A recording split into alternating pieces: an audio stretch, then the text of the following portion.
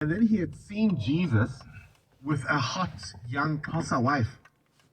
But you know what? And this, I want us as individuals to take accountability, and that's what I want to raise on the open line today. I'm putting pastors aside. I'm sorry. Right now, we need to take accountability. How gullible are we also as individuals?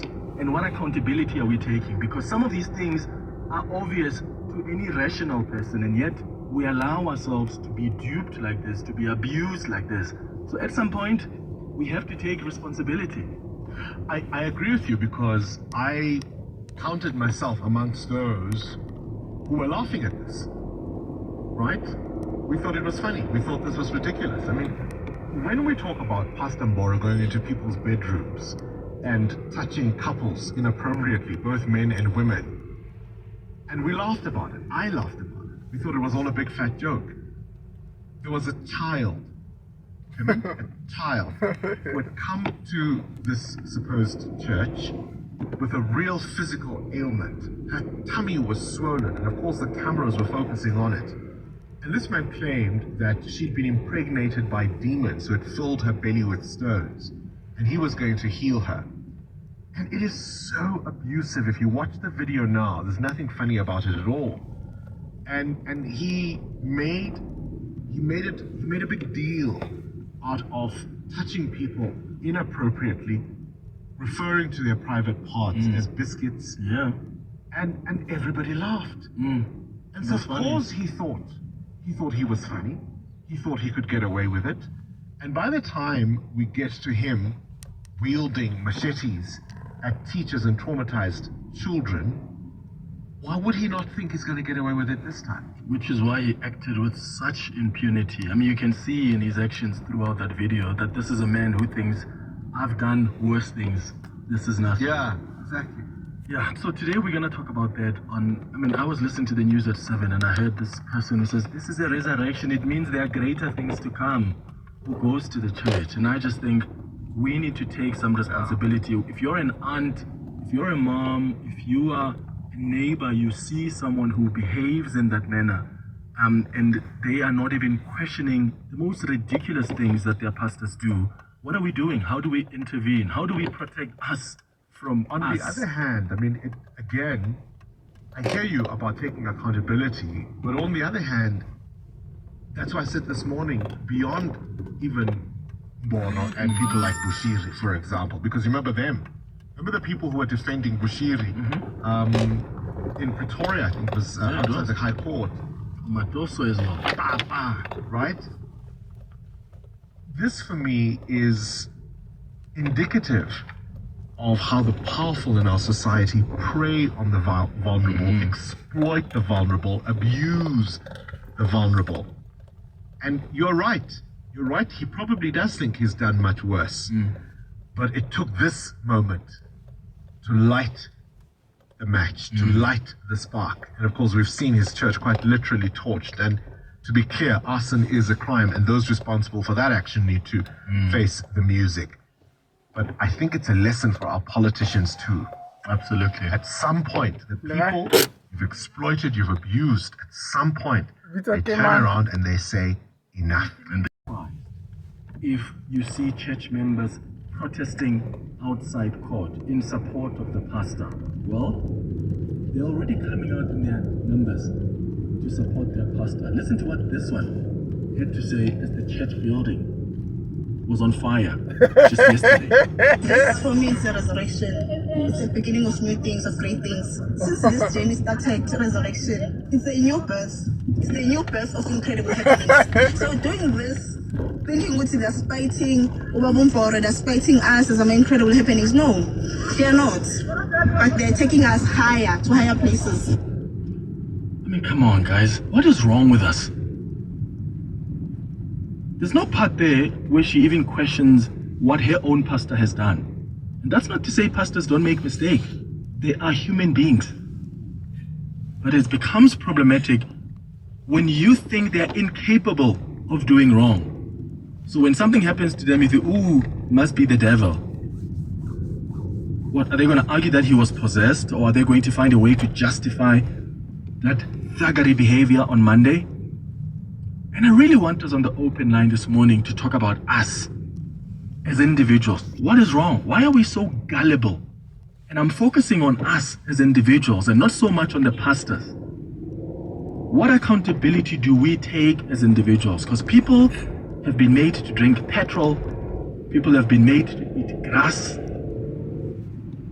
mice. Some worshippers have even been sprayed with insecticides in the name of religious belief. Some religious leaders have been preying on the vulnerable, especially from poorer communities. So how do we educate even church members to be aware of this exploitation? And why are we as individuals submitting ourselves to this? What do you think is the reason behind why so many people are seeking out affirmation or visibility in such a desperate manner? That's why we've been having conversations about regulating the sector, which is a tricky conversation, because how do you regulate without interfering in people's right to freedom of religion? Because our constitution recognizes the freedom of religion as a fundamental human right. So extra regulation by the state will only stifle freedom of religion and thus violate one of the fundamental rights in our constitution. But then what do we do? Do you let people continue being exploited like that? See them destroy their lives in the name of, oh, I love my pastor. People go and cash out their retirement savings and give them to pastors and stay at home poor and unemployed.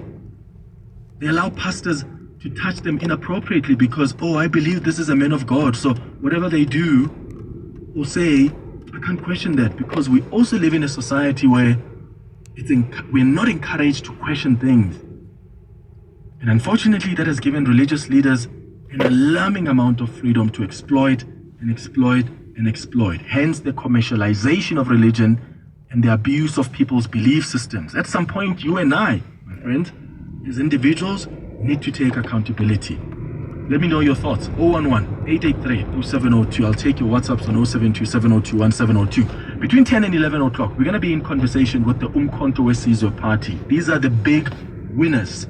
This party is the big winner for this year's elections. We'll be speaking to the chief whip in Parliament, Sihle Ngubane. I want to understand more about what the party stands for.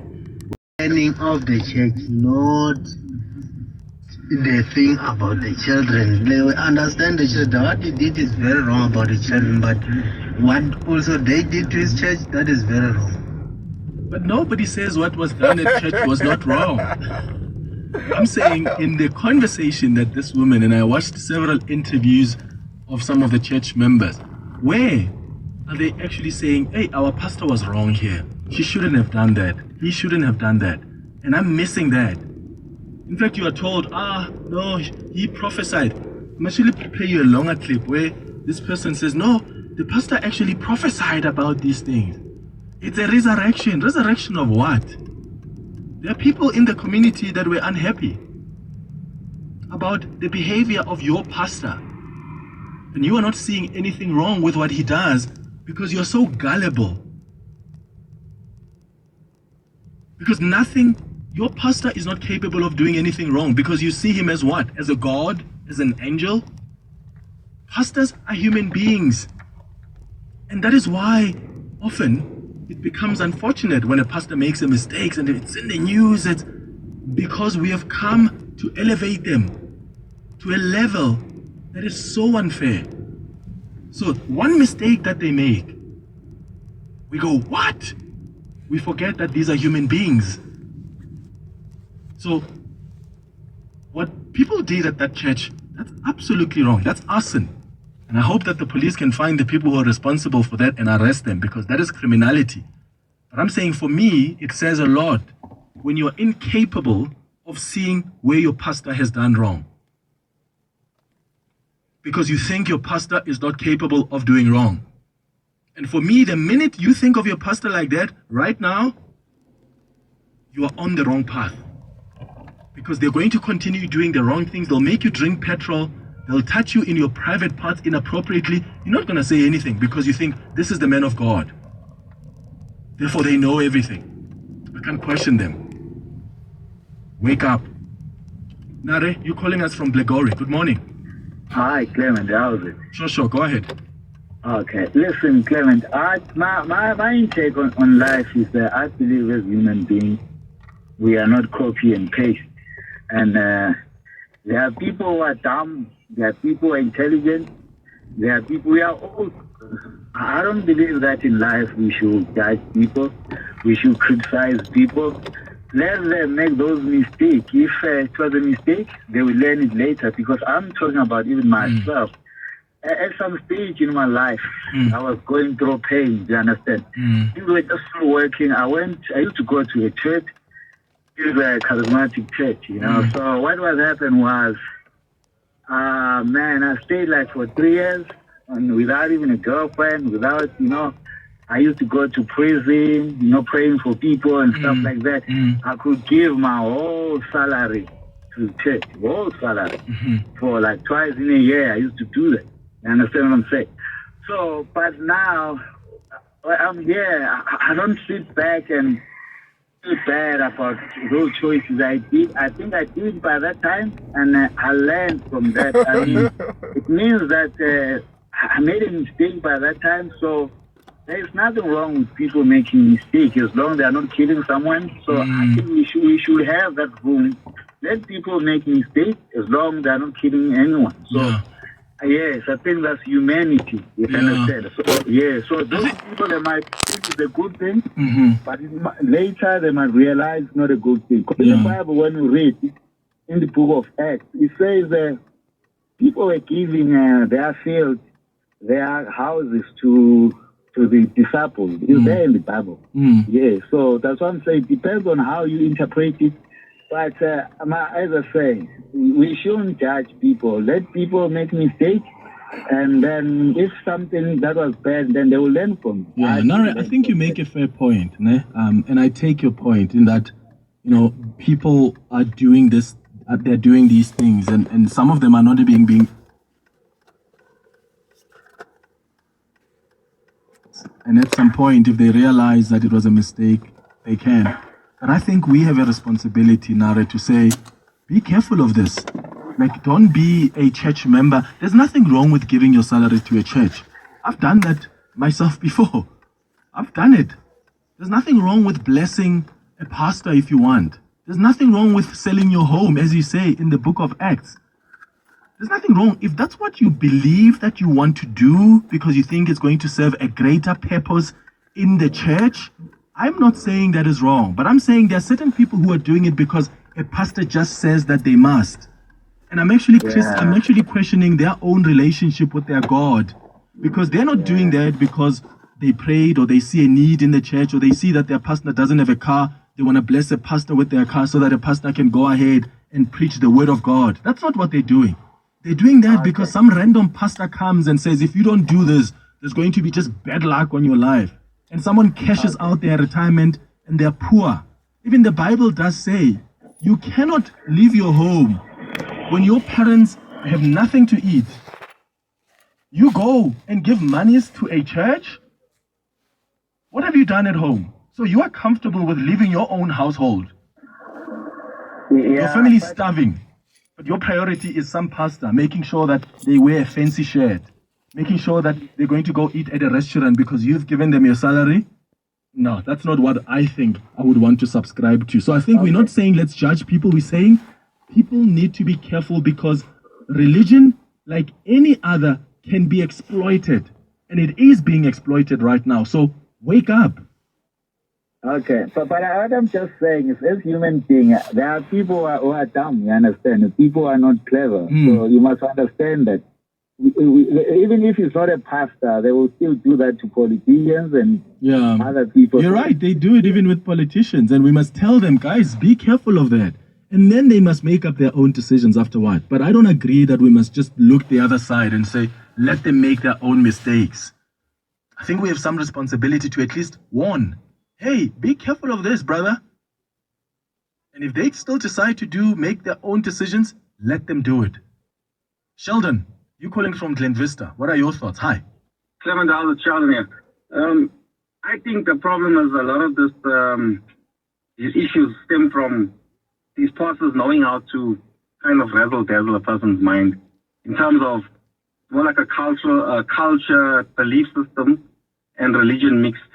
So if you're a person that grew up with witchcraft and playing with mochi and those type of things affected your life, some of those pastors have the gift to see those things, but they take it a step further for their own material benefit.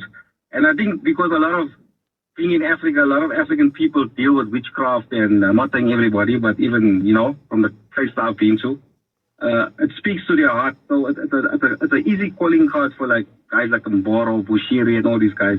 And I've been to Bushiri's house. I know what it's all about. I've seen first-hand experience how people come there with thousands of rands to worship this guy and his wife. And what were you doing at the house, Sheldon, if you don't mind me asking? No, I was in the construction business. So I had okay. But I met his wife personally at the time. Is it? Okay. And like they have this pizzazz about themselves. They walk around like they like God. You understand? I mean, there was a guy, a South African guy. I mean, these people are Malawian, right? I mean, I've got nothing against Malawians, but there was a Sutu guy.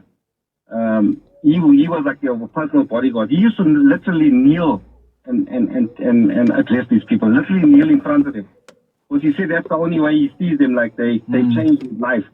So I kind of understand, like, the madness, like in some of these churches where people are like, like if you're busy with witchcraft and that guy speaks into your life, and you tell a whole lot of people and the people are rushing to go and see these individuals. So the moment they cause a mistake or make mistakes, that's what Mporo has done. Yeah.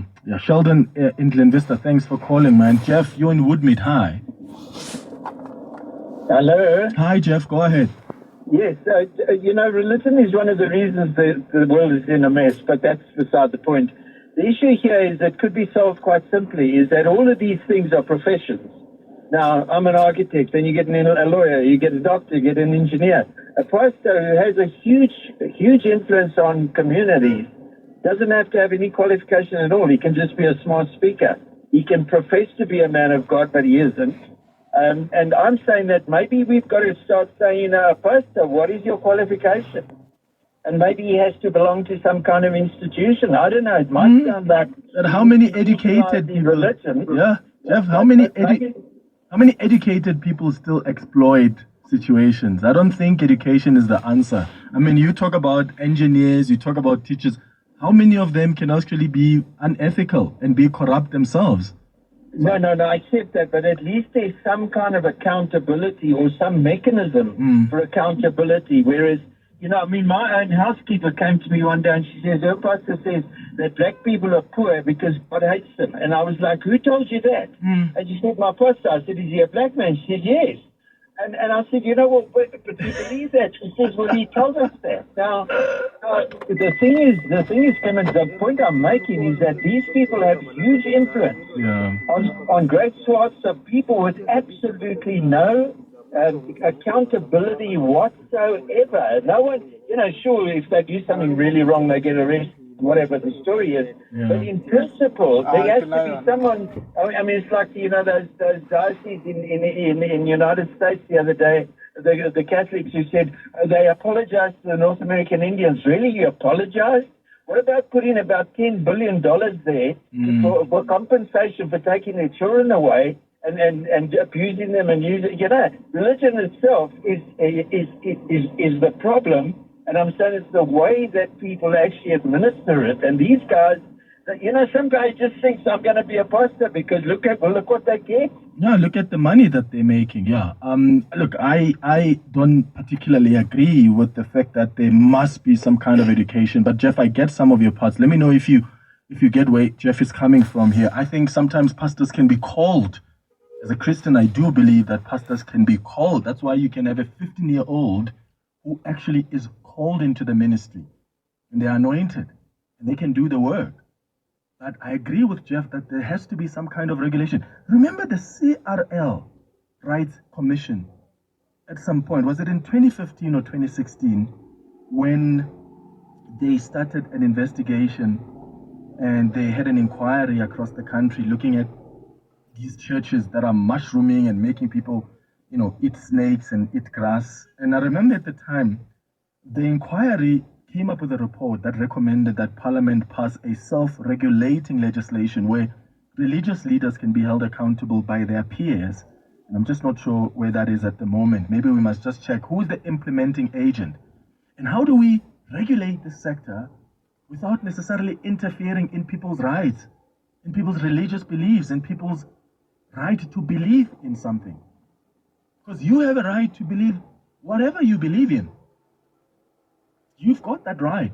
So how do we ensure that there is regulation, yes, on the one hand, but that regulation doesn't interfere with that right? Because that's one of the fundamental rights in our constitution. That's the balance that we need to find. But my goodness, can we also start believing and trusting in this God that we claim to believe in? Because if you truly have a sincere, honest relationship with whatever God you pray to, then you know, you will pick up when things are not making sense. And you're always going to look at whatever the Quran says or whatever the Bible says, whatever guides your religious belief and systems. You look at what it says. Is it contradicting the behavior of your pastor, the behavior of your prophet, of your prophetess? And then you can make a judgment from that. But if you think you're going to be some follower of religion who doesn't question things, well, good luck to you. It's 9:31.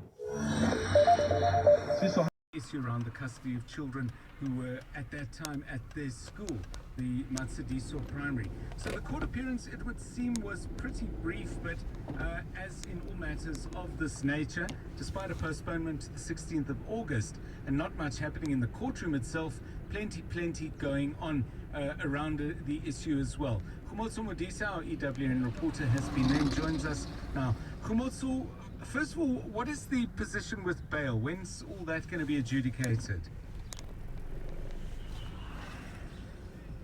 Khumotso Modise, good afternoon. Okay, I thought we had Khumotso Modise with us. Can't hear her there, so we'll get her on a better line, hopefully, and we'll get her to tell us exactly what's going on there.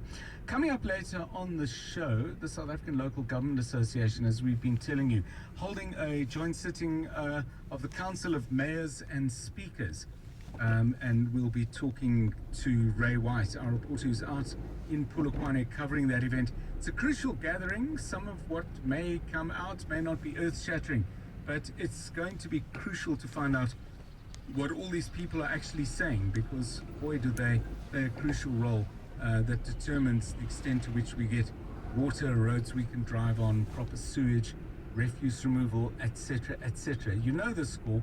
We'll be talking to Ray about that later. Khumotso Modise, let's try one more time. Good afternoon to you. Okay, no, we have these screens, and my screen says Khumotso Modise, EWN reporter, is there, but something's not connecting the way it should. So let's see if we can sort it out. In the meanwhile, some of you are engaging with me on various issues. Let's hear. John Perlman on 702, 3 to 6 p.m. Okay, well, those voice notes are not helping us either. So I wanted to get your thoughts on this, because this is really something that I've been kind of puzzling over, and I want to understand exactly how you calculate these things, if they are calculable, and maybe find a way to better understand them. I was in a public bathroom, toilet, call it what it is, the other day, and I stood there and I couldn't decide whether to use the paper towels or the hand dryer. Not that I was sort of stuck in a terrible dilemma, but I was curious and I was trying to figure it out for myself. And the question I was asking myself is, if I use the heated hand dryer, I'm saving paper. But if I'm trying to look in an overall kind of energy conscious ecosystem way, then surely I have to take into account the energy required to produce the heat. So what am I trying to do? Save electricity or save trees? Now I'm crudifying this massively, but I did find it really interesting for this reason, because there are a set of choices, particularly around kind of eco choices and ecological politics, where we think, okay, well, this is, you know, the clear-cut choice. And then if you start interrogating it, I mean, people have, for example, and I don't know what the final answer to the debate is, probably there is no final answer, but people are saying, well, producing all the components of electric cars may be extremely energy inefficient, even if the vehicles themselves mean that we use less fossil fuels. So, first of all, do you have an answer to my hand dryer, paper towel dilemma? And secondly, do you have a kind of a cheat sheet on how you figure these things out? What is the most eco-friendly choice? I'd love to hear from you on that. Give me a call on 011 883 0702 and 072 702 1702. It's 26 minutes past 3. You're with John Perlman on 702. Streaming on the Prime Media Plus app. DSTV channel 856, 92.7 and 106 FM. Hello, John and 702 listeners. Just regarding the item that you carry around in moments of anxiety. So I'm in the medical field, and when I was writing my specialist exams, I had just had my baby girl, and it was quite a difficult time in my life trying to study for exams, having just had a newborn. And what I would do was that I would carry around the little beanie of my daughter with me, almost to remind me as to why I'm even putting myself through this torture in the first place. And I mean, I'm not saying it was purely attributable to that, but literally that's the best I've ever done in any set of exams since like high school. And I really think that having that extra sense of purpose definitely played a huge role in getting me to where I needed to be. Thank you. Great topic. Bye. It's a fabulous story, that. And just to remind you, I'm asking you, what are the things, little touchstones? It might be jewelry, it might be an item of clothing, either of yours or in that wonderful message, an item of clothing from a baby child that you use to get you feeling your very best self when you're dealing with a challenge of some kind. It might be academic, it might be at work, it might be in sport. Keep those coming on 072 702 1702. Let's go to the Palm Ridge Magistrates Court. Khumotso, good afternoon. Good afternoon, John. I hope you can hear me now. We can hear you perfectly. A little trial within an attempt to give coverage of a trial, but we've got you loud and clear. So, what do we know about the bail arrangements? What happens next? Well, I think it's important to say, John, that there are two matters here that played out in court, and I presume you're asking me about the matter involving Pastor Paseka Muswini, his son, and their bodyguard. What we know about that matter is that it's been postponed to next Friday, which means the trio will spend just over a week behind bars as they prepare for their bail hearing. They will bring a hearing next week, and there will also be bail information, which is of course when it is established, details around the addresses of people, as well as previous convictions will be established, and then a bail hearing will be heard. But the second part of the matter that was heard today, John, that we just came out from actually, is the matter against two of the accused. So you remember yesterday we said 5 people have been arrested. The first 3 are Paseka Mporo, his son, and their bodyguard, and the 2 are actually the children's maternal grandmother and uncle who appeared. Right. And they made a brief appearance on charges of intimidation and assault. It seems when the charges were opened against Mporo, his son, and the guard, they also opened counter charges, and that played out also in court today. They've been granted a 1,000 rand bail, and their matter, which is completely separate from the initial matter, will be heard in September on the 10th, where they'll return to the Palm Ridge Magistrates Court. So the appearance of the first 3, Khumotso, was it without incident?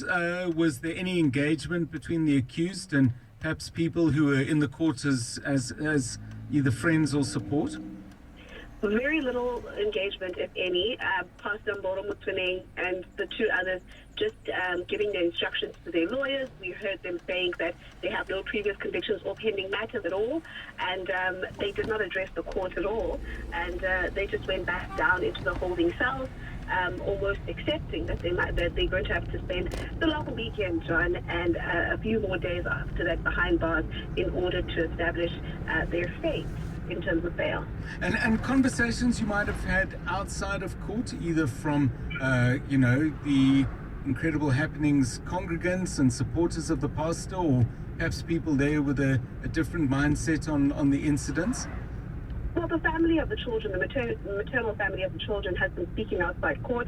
They've had a lot to say about their experience with Pastor Mporo and the son, saying that this is nothing new. They've been threatened by them over and over again, and they too insist that Pastor Mporo has the local police station in his pocket. They say he's best friends with the station commander and the police there, and that's why he's never held accountable for any of the cases against him, including cases around using a firearm irresponsibly, or his guards walking around with a firearm and threatening the community.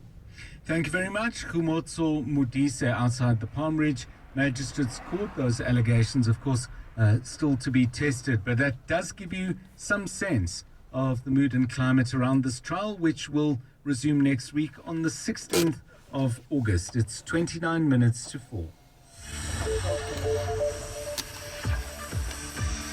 Right, let's move to a different court in a different city on a different issue. Mbali Dlamini with those details. Good afternoon. Thanks, John. A very good afternoon. Emotions have been running high today in the Pretoria Magistrates Court. This is where a